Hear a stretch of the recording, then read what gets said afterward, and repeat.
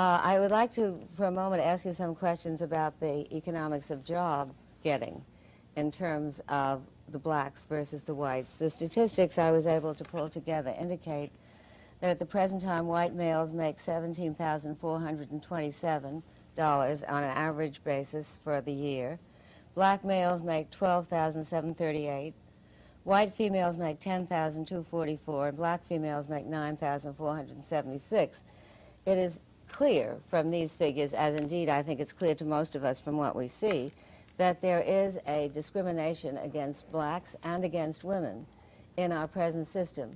Since not all blacks will be superior, how would you try to even that out so that there would be some equality of job opportunities? I'm sorry you missed the earlier part of the program when I pointed out that where you find people not represented evenly, that does not show the institutional effect, because almost nowhere in human affairs do you find people evenly represented. Well, if you compare comparable people with respect to age, with respect to education, etc., you get a totally different picture, both with respect to blacks and women. Now, the figures that I saw, for example, showed more recently that if you take black families where the husband and wife are both college educated and compare them to a white family where the husband and wife are both college educated, the black family is now earning $2,000 a year more. The problem is that very few blacks fall in that category. That when you compare category for category, then we're talking about getting people a decent education. I'm saying that you cannot say that numbers collected at the employer's place of business reflect simply the employer's policies. Those numbers reflect underlying conditions in the whole society, just as numbers collected at a hospital do not show you that the people are sick because they're in the hospital. No, I would agree with that, but you would also have to agree that, generally speaking, women are paid less, for example, for the same jobs as men. No, I would not. I would not agree with that. If you're talking about women with the same number of years of experience, with the same continuous service, etc., then when I look at that, I don't find that disparity. I find, for example, in many cases, the women are making more, depending on how you break the data down.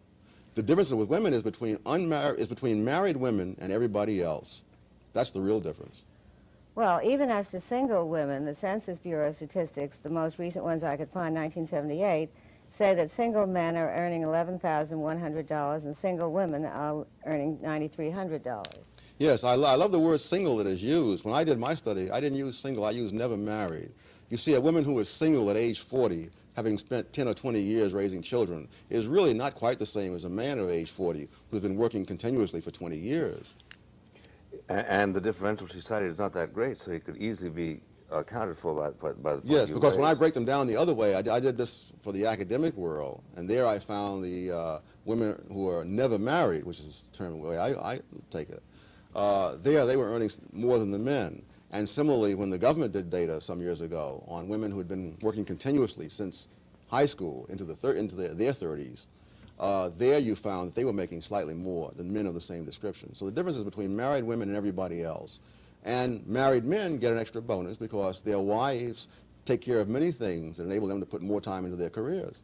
I'm sure you're aware of the fact that there are approximately 15% of all homes in which there is only one wage earner. So that when you talk about women being able to take care of things for their married mate wage earner, the fact is that in the overwhelming majority of American homes, the women also work. And therefore, I don't think your explanation that women have other responsibilities and that that's why they are... Work can mean part-time work or full-time work. Women do not work full-time to the same extent that men. Part-time workers make less than full-time workers.